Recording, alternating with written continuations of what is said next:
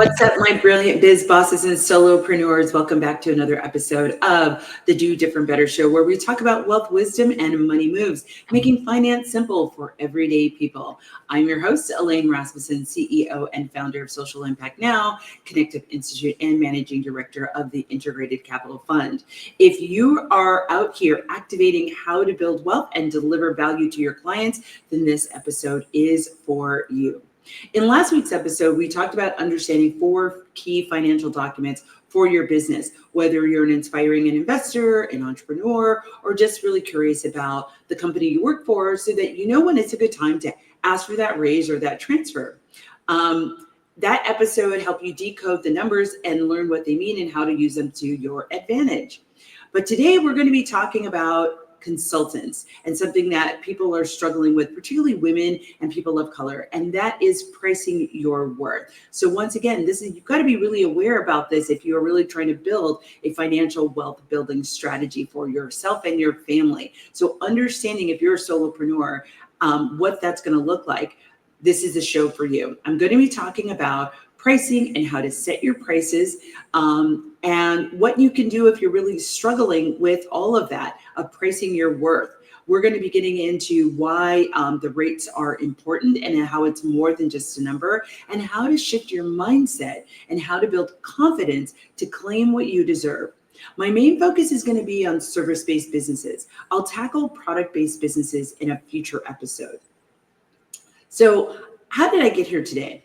I was on a call literally yesterday with a network of solopreneur consultants who are my fellow alums from the Just Economy Institute.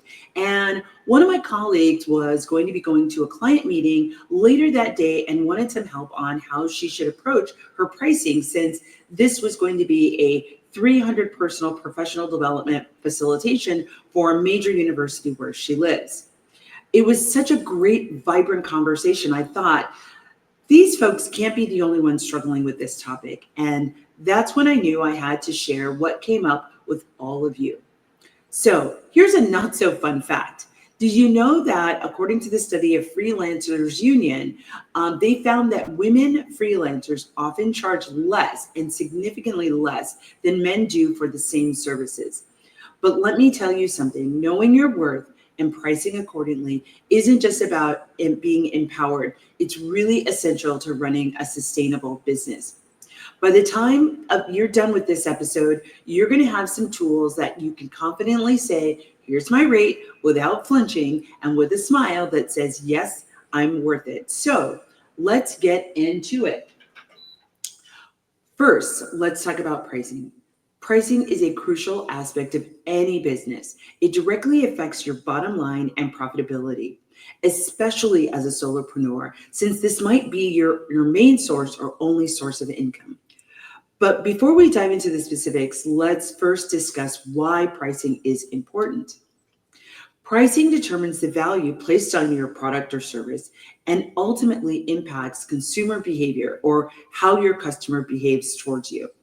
If your prices are too high, customers may look elsewhere for more affordable options. On the other hand, if your prices are too low, you may not be making enough profit to sustain or grow your business. As a retired communications professional, I can't tell you how much psychology and some guesswork go into figuring out your pricing, even for some of the big guys.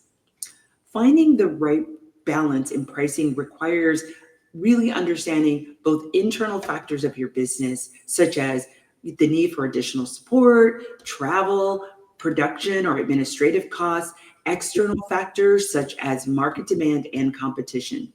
It's also important to consider the perceived value of your services in relationship to your competitors and the general marketplace.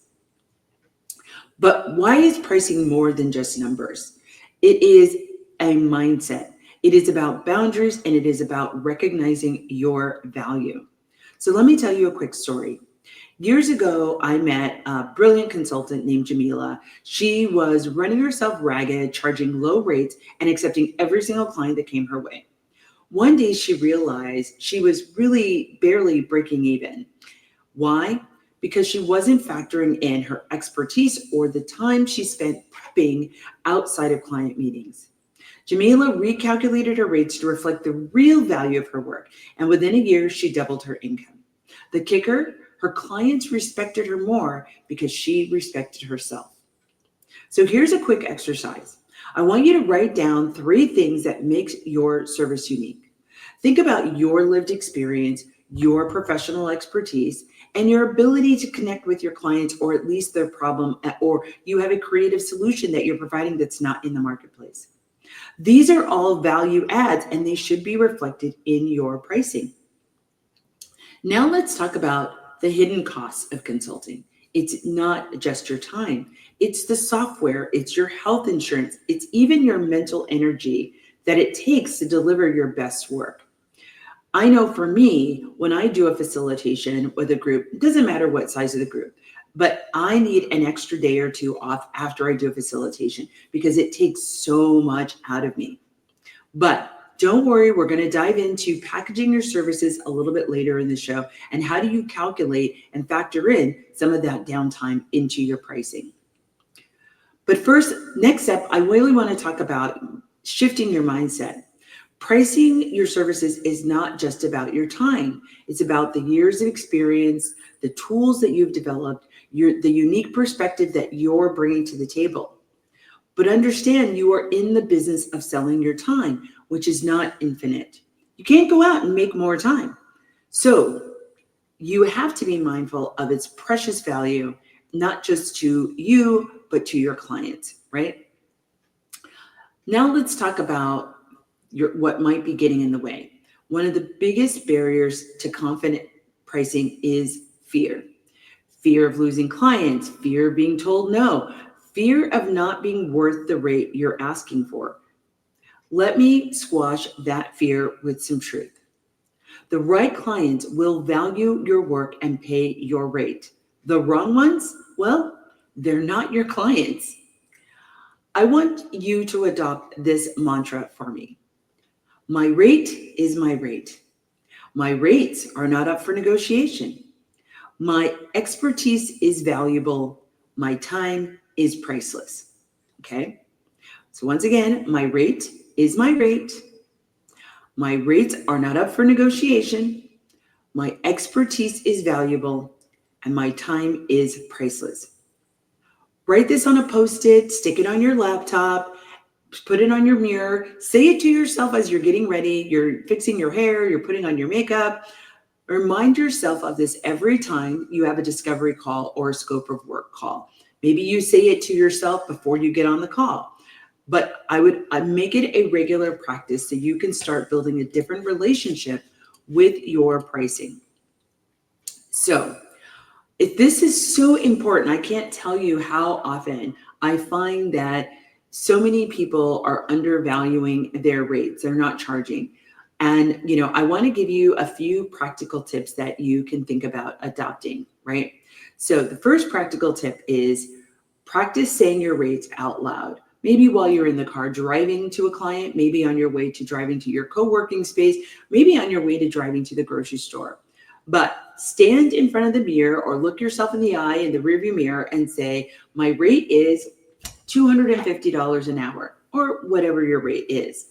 Repeat it often and frequently until it starts to feel natural. And depending on your rate's going to be obviously based on what's your level of expertise. Are you new to the market? Do you have less expertise or less experience than maybe somebody else?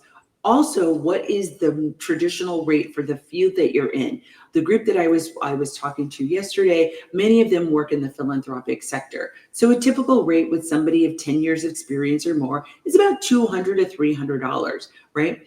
If you're new, let's say you maybe have 3 years experience, maybe you're going to start off at like $75 to $100 an hour. And as you build up more expertise and you build up more network and you build up more value add to what you have to bring, you start to increase your rate, right? Number 2, anchor your rate with confidence. When pitching or submitting a proposal, start with the value that you're providing. So here's an example. For this project, which includes strategy sessions, a custom roadmap, and my follow-up, my rate is $10,000 for this project, right? So you're establishing what you're going to be bringing to the table. So when you name the price, it's going to be less of a shock. It might still be a shock, but once again, then you have an evaluation to make of whether or not this is the right customer, right? And I'm going to talk about where you might want to deal with, choose that customer for some other value add for yourself. But for right now, anchor your rate with confidence. So once again, I want you to talk about what is the value you're going to bring, what are the deliverables you're going to bring to the client, and then establish, say, what your rate is going to be, whatever that number is, and don't back down from that number. Another thing that you can do is really start to think about what is the base of what baseline can you take, right? But the other thing that I also offer to people whenever I'm speaking on a panel, I get often asked to speak about establishing rates or talking to consultants.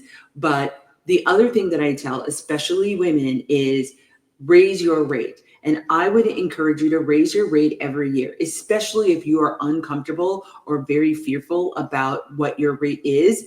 I really want you to just raise your rate. The first time, my first couple of years in business, I just had on January 1st, I raised my rate by a minimum of 10% every year. That's just what I did. What that did was created some objectivity around raising my rate. It took a lot of the fear away because I'm just saying, this is what I'm going to do. And what I would do is a couple of months before the end of the year, I would send a message to all my clients, letting them know that in the next year, my rate would be going up by X amount of dollars or X amount of dollars per hour, or that there was just, if I did a lot of project work, I would just say the rate is going up by 10%, by a percentage point. But once again, if you're too afraid or you don't know how to do that math to calculate what your rate increase is going to be, start with something objective and simple and say, hey, I'm going to raise my rate every year for 10%, by 10% for the next 3 years. Now it's just set in stone. It's not something you have to think about. It's something that's on autopilot.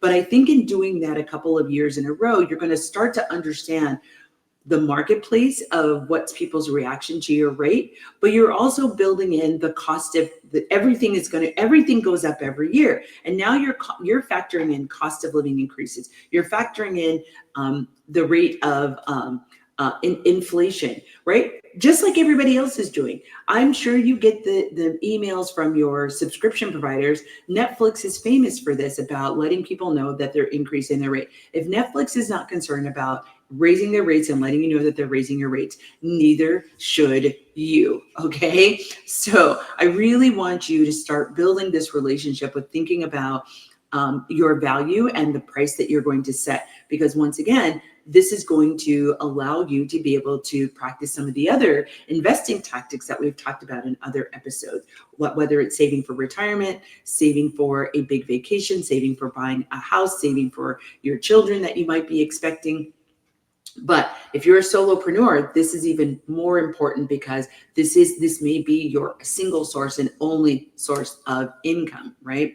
So I really want you to get a better relationship and wrap your head around some of these things. So think about some corporate consultants like McKinsey. McKinsey is one of the largest. I think there's others like Deloitte. They charge astronomical fees, and they are very unapologetic about those fees. Why? Because they believe their services bring value. You don't have to be McKinsey to have the same level of confidence. Your work matters. It is valuable and important, and it deserves proper compensation, right? Especially for you to get to the goals that you're looking to attain.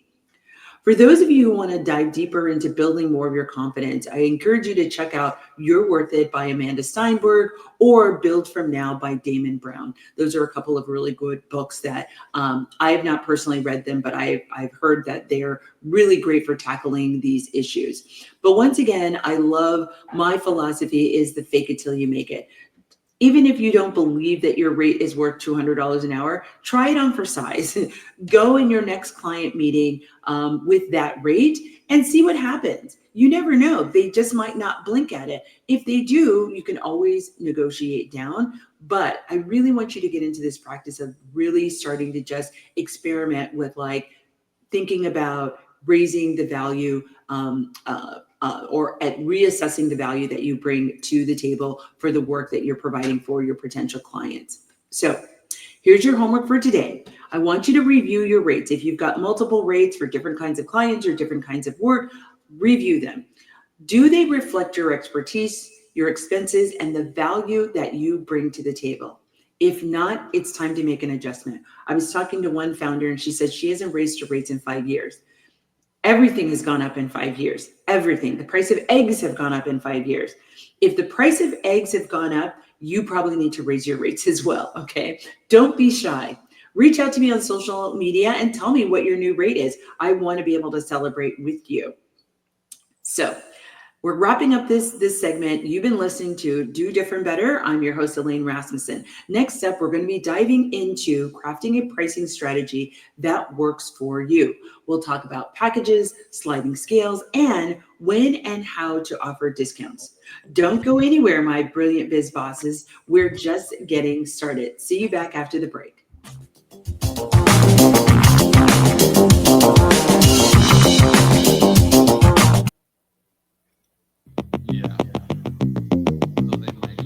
Welcome back, my brilliant biz bosses. If you're just joining us, we are diving into the art and science of pricing your worth as a solopreneur consultant. In this segment, we broke down, in the first segment, we broke down mindset shifts that are needed to confidently own your rates. Now we're going to get into some practical and tactical things of how to craft your pricing strategy that's sustainable, profitable, and aligned with the value that you bring. So grab your notepads because I'm about to drop some gems that will help you bring a pricing system that's not just about survival, but it's about thriving. So, but before we dive into the strategies, let's get clear on what a pricing strategy actually is. It's the formula or system you can use to determine what you charge for your services. And here's the thing, it's not just about setting the number. It's about creating a structure that ensures that you get paid for all the work that you're doing, not just your client-facing hours or output or deliverables. So as far as I like to approach this, there are 3 components to a solid pricing strategy. 1, the base rate. 2, your overhead costs. And 3, your profit margin. So first, let's talk about the base rate. This is your non-negotiable hourly or project rate. So here's a formula.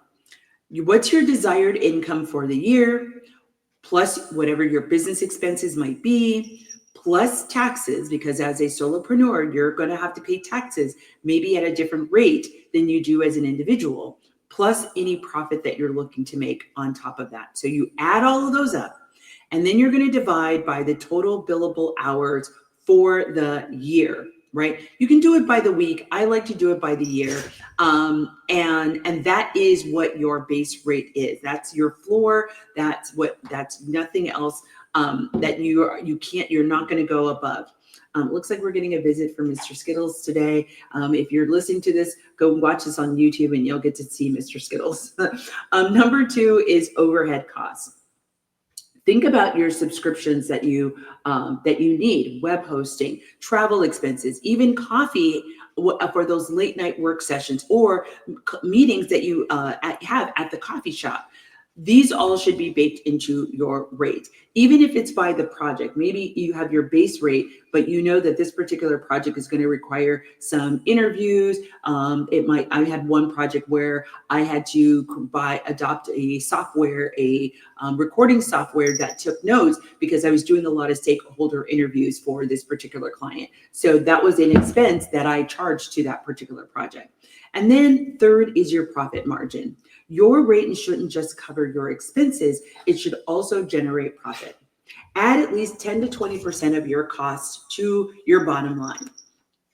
So I've talked about the pricing, right? The 3 components of a pricing strategy. For the first 50 folks who DM me on Instagram or LinkedIn, I will make sure that I send you my Do Different Better pricing strategy worksheet, okay, for free. Now, here's the truth. If you don't factor in overhead and profit, you are not running a business. You are running yourself into the ground, and that is not what life is about. I don't know about you, but I am trying to enter my soft girl era, and I want you to as well, okay? But here's some concrete examples of what this looks like, just to illustrate this. Let's say your annual income goal is $100,000. Your expenses are $20,000. and you estimate 1,000 billable hours per year, then your base rate will be at least $120 an hour plus profit. If you're charging $50 an hour today, you are leaving money on the table and you're likely burning out in the process, which means in another year or two, you're going to be frustrated, you're going to be tired, and you're going to be sick of being a solopreneur, and you're going to run back to getting a job, which is probably why you left in the first place, was you didn't want to be on the you didn't want to be on the hamster wheel of corporate America, right? So here's another example, personal example of what I mean. When I launched my advising firm, Social Impact Now, I knew I only wanted to work 45 weeks out of the year. I wanted a week off for my birthday, holidays, and a week in the summertime. This meant that I had less billable hours to sell than somebody who was working a 50-week year, right, out of the 52. So in my pricing, I had to also account for wanting to take that time off, right? So this is how it works. So it's not just about, once again, the time that you're spending with your client, but it's also the time that you are wanting to take vacations, right? You want to be able to enjoy your vacation. So you've got to factor that into the pricing that you do, whether it's hourly pricing or project pricing. And that all goes back to your billable hours that you have available to sell, right? So that calculation that I just talked about. So now that you got your base rate, let's talk about packages for your services. Why packages? Because they help you move away from trading time for money and position you as a solutions provider rather than just a doer or an executor, or worse yet, an employee, right? You are, as a consultant, you want to distinguish yourself from their employee. Otherwise, they would just hire somebody in their company to do the work that you're doing.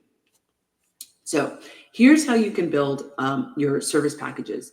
One, you want to identify what are your core offerings. So think about your most in-demand services, and think about sometimes your in-demand services are not actually the services you want to deliver. So thinking about those two things, right? Is it strategic planning that you're offering? Is it workshop facilitation? Is it a specific type of expertise or a framework that you've built? Is it one-on-one coaching? However, don't just focus on what will bring in money. I find that to be the swirling toilet bowl that many consultants go, especially newer consultants, like, I just need to bring in money. I just need to bring in money. I made this mistake. The first 2 years that I was a consultant, I just did any project and I hated most of them. Didn't learn anything and didn't build anything that I could actually replicate and syndicate to build economies of scale in my business, right? So focus on what you want to be doing. Once you figure out what that is and make a list of what that is, then go and ensure that there's a sizable market for those services, then market those services, and then sell those services. You will be a much happier and wealthier consultant if you do that. The next thing as it relates to core offerings or packages is create 2 to 3 package tiers that offer increasing levels of value, right? So I always tell this with our service-based businesses, create a package. Clients are lazy. They want you to make it easy for them. And it's a lot easier for them to be able to pick a package than for you to try to create something very specific and tailored to them. Some clients want that. But what I would say as a consultant, as somebody who's done this multiple times, I've been an entrepreneur, a solopreneur a few times, have a baseline package and you can customize those packages, right? As opposed to, once again, the one-on-one that you keep creating every single time, because it is really hard to build a business that way, unless that's what you want to do. Your partner is independently wealthy and it doesn't matter to you. But if you are actually trying to make this your livelihood, then you want to create some predictability. And so you can build some economies of scale of how you do what you do. The next thing is how to do your package pricing.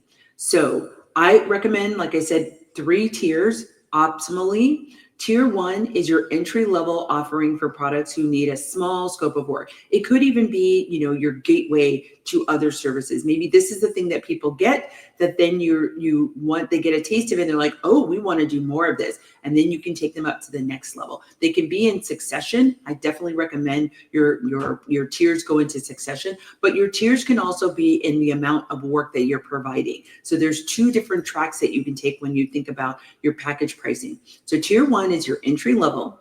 Tier 2 is your mid-level package for more comprehensive services. And tier 3 is your premium, right? Offering high-touch, longer-term engagements.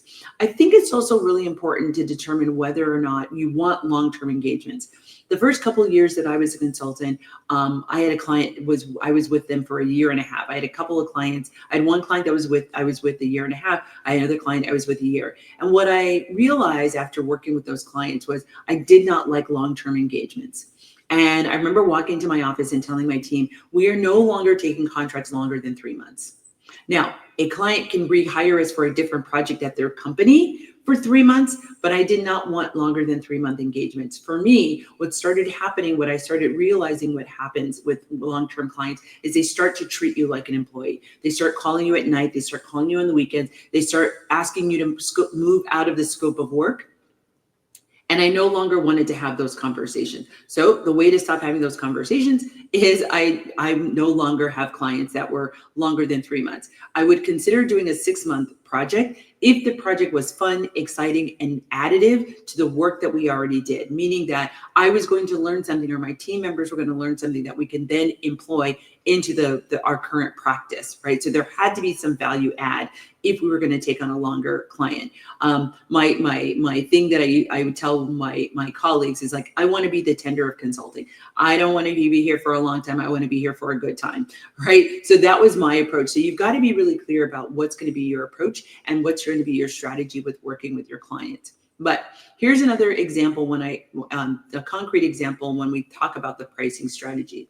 Let's say you're a diversity and inclusion consultant. You might have a tier 1 that's a half-day workshop for $5,000, a 2-month training program that's $15,000, and a 6-month partnership which includes workshop strategy and follow-up for $50,000, right? And those are the packages you offer. You can tweak them a little bit as far as like what people want, or maybe it's a half day is 4 hours, but you negotiate with the client to make it 5 hours. You have a little bit of wiggle room, but these are your baseline packages that you're going to offer, that you present to clients, that are replicable and what you can create economies of scale around. And what I mean by economies of scale is that you get to build systems that allow you to go faster, which means what used to take you 4 hours to do now takes you 2 hours to do, but you haven't changed that $5,000 price, right? That's what I'm talking about when I say economies of scale. So by offering tiers, you get to meet the client's needs where they are financially, so by offering tiers, you meet clients where they are financially while still protecting your time and your energy. Now, here's another tip. Always anchor your pricing with your highest tier first. Psychologically, this makes your mid-tier feel more accessible, and you're more likely to land those contracts.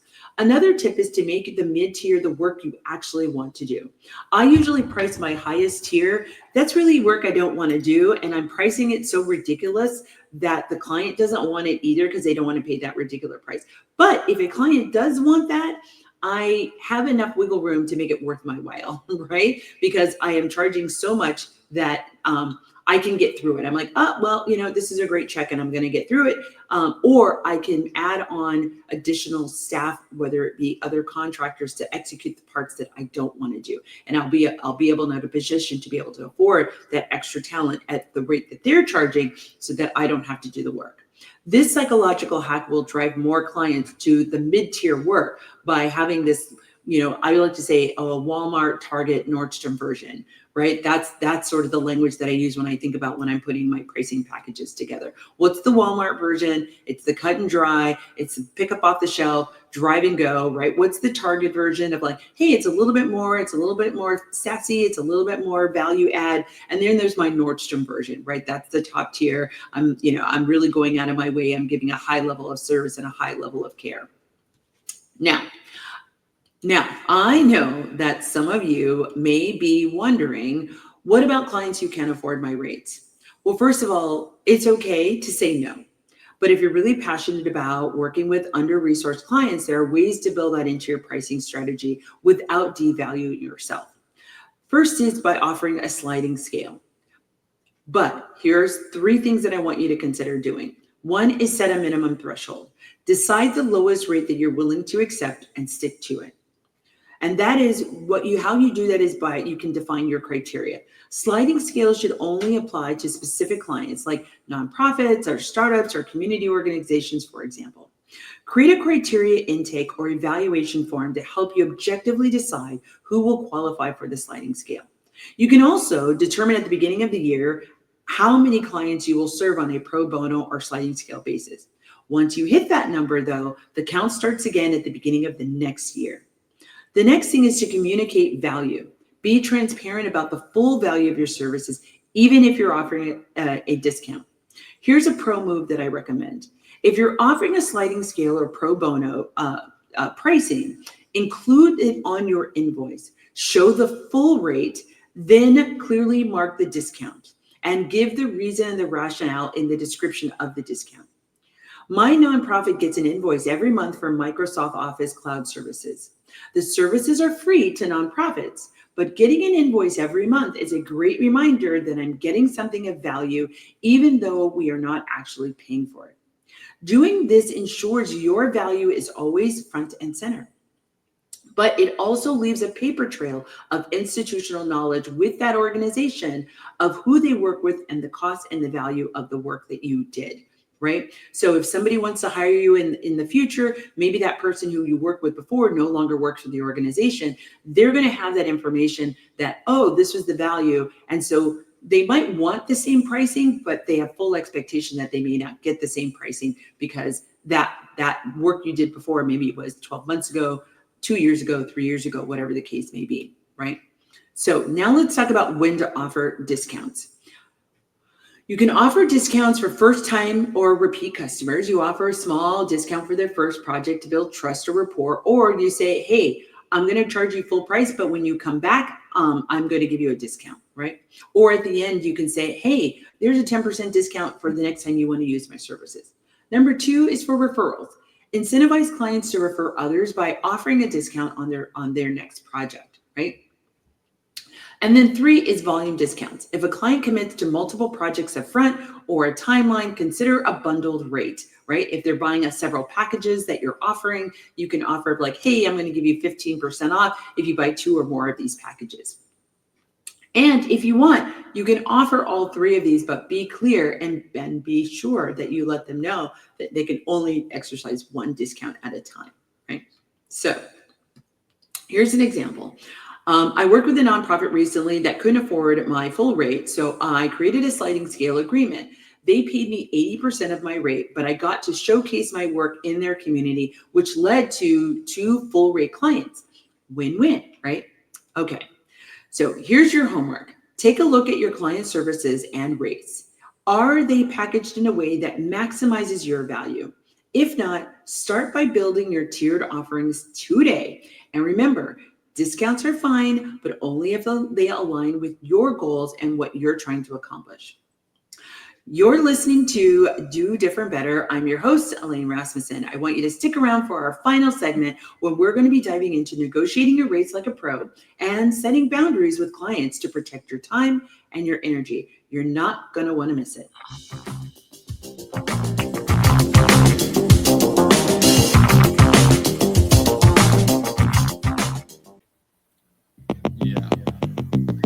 Welcome back, my unstoppable solopreneurs. This is the final segment of today's episode on pricing and thriving as a consultant. In segment 1, we tackled your mindset and the value that you bring to the table. And the previous segment, we built those rock solid pricing strategies. Now it's time to step into your power and learn how to negotiate like a pro while setting boundaries that keep your energy and business thriving. So grab your heavy weight. We're about to do some reps with some common client objections and win every time. Gracefully, of course. Okay, let's get into it. Let's face it. Negotiation is where a lot of us freeze up. But remember, negotiation isn't about conflict.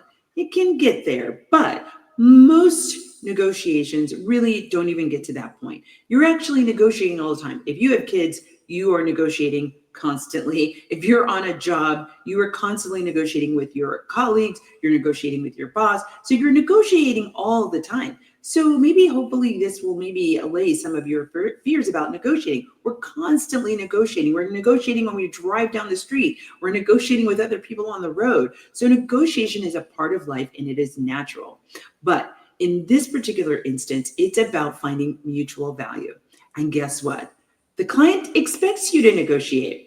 So let's turn this into an opportunity. So here are some key steps for negotiating your rates.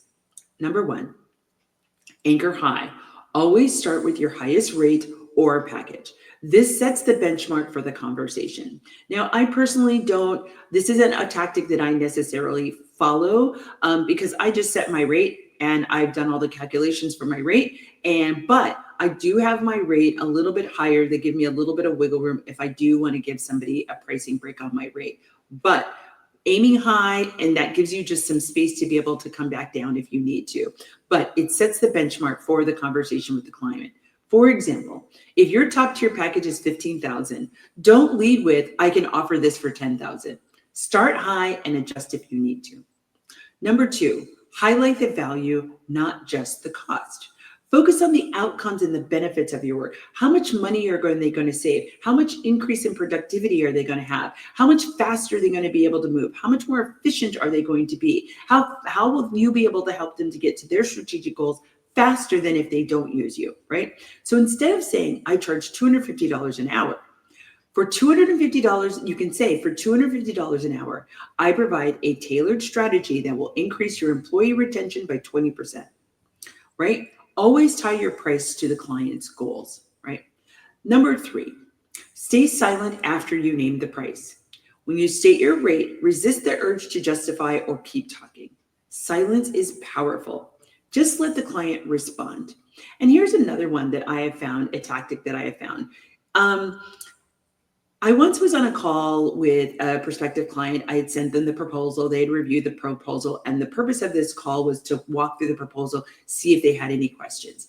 And I noticed that in this half an hour call, they had not once mentioned the price at all, which also is a clear sign that they may have issue with the price. So I brought it up. I said, thanks for all this conversation. It's been really great.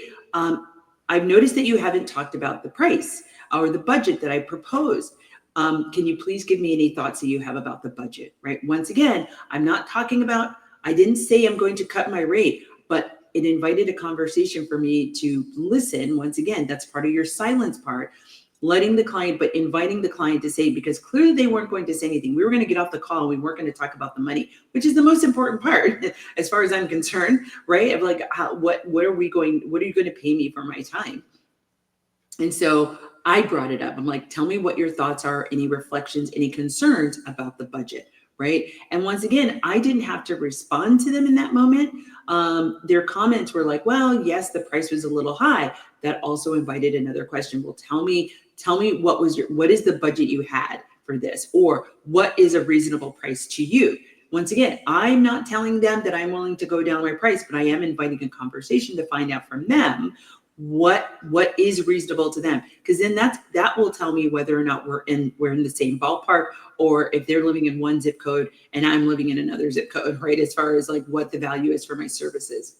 Okay, so now let's get into some common objections. What the first one is, your rates are too high, right? Here's a typical response that I use. I understand. Let's revisit your goals and see if we can adjust the scope of work to fit your budget. Once again, I want you to notice you're not lowering your price, you're lowering the deliverables. Here's another objection. Can we pay you less for this project? Here's a response you can provide. I can offer a smaller package within your budget, but for the full scope, my rate remains as quoted, right?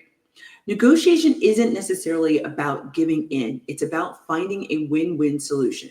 I want you to be firm but collaborative, and your rates reflect your expertise and value. So not a starting point to haggle, right? This isn't a carpet that you're buying at the flea market, right? This is your rate and your value. Okay, so now we're going to talk about setting boundaries with clients. So now that you've locked in your rate, let's talk about the boundaries you're going to set. Because the fastest way to burn out is by letting clients push past the limits you didn't set. So let's fix that. Here are some tips for setting clear boundaries. 1, define your scope of work. Make it crystal clear in your contract what's included or what's not. And maybe you're not getting to the contract first, you're getting to a proposal or you're responding to an RFP. And then do what is in the scope. Do not go above and beyond. If you need to put a sign on your wall where you work in your office, do not go out of scope, or no scope creep, right? To make sure, because every time you do that, you are now devaluing yourself. If you're hired to deliver a workshop, make sure that contract specifies prep time, delivery, and follow-up hours. Anything extra, that's an additional cost. 2, set communication rules, right?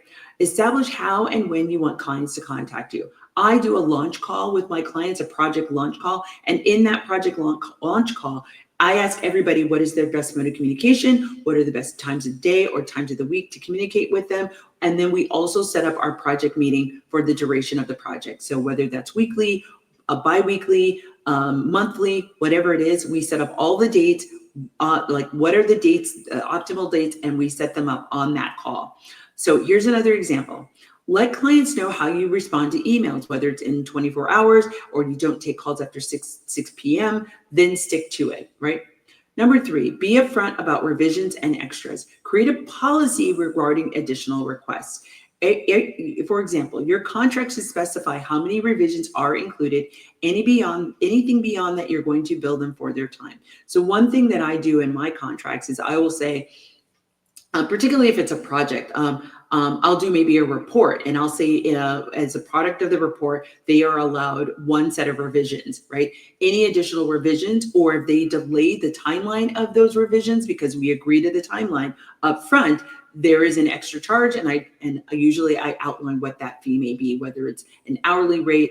One time I had a client we were doing intake with a group of stakeholders, and they wanted to extend the deadline by 2 weeks, which means my report was going to be an extra 2 weeks, which meant that was going to impact my timeline of my other projects. So I said, I am happy to do that, but that will be an additional $3,000 charge. That's up to you, because now, and I explained to them what this is, and I don't think you need an explanation, but I had a really good relationship with this client. So I went and explained to them, this will now impact my other client work, and I will have to hire somebody to take on that work because I will be having to finish up this deliverable for you. So if that's something you want to do, I am happy to do that. I like to be the yes person, but yes, and this is what it's going to cost you, right? So now let's get into maintaining professional relationships as we wrap up the show here. Boundaries don't mean being rigid. They mean being clear, and clear boundaries actually improve on client relationships. When everyone knows the rules, it builds trust and respect. So here's how you can end contracts gracefully. Celebrate the success. Before the project ends, schedule a wrap-up meeting to review the wins and lessons learned. This is your chance to reinforce your value, position yourself for future work. Number 2, keep the door open. Leave clients with a sense of collaboration, even if you don't want to work with them again. You can say thank you. You can thank them for the opportunity and let them know that you're available for future work or referrals. 3, protect your energy. If a client relationship becomes toxic, don't be afraid to walk away. Politely but firmly in the contract. A simple way is, it seems we have different expectations for the project, and I think it's best for us to part ways, is all you need to do. So here's my final call to action for you. Take a moment at your current client relationships and contracts. Are there areas where you need to set better boundaries? Are you negotiating your rates with confidence? Excuse me. If not, then it's time to make some changes, right? So that wraps up today's episode on Do Different Better. I'm your host, Elaine Rasmussen. Remember, you're not just a consultant, you're a powerhouse of expertise and value. Don't let anyone, a client or otherwise, convince you of anything different. If you loved today's episode, leave a review, subscribe, and share with others, fellow solo entrepreneurs who need to hear this. You can watch this and previous episodes on YouTube at Do Better with Elaine. Let me know what you think of the show. We love comments, so tell us how the show has helped you. If there's a money or finance question that you have, or if there's somebody you want me to interview, hit me up on LinkedIn or Instagram at Do Better with Elaine, and I will see you next week when I show you how to do different better. See you next time.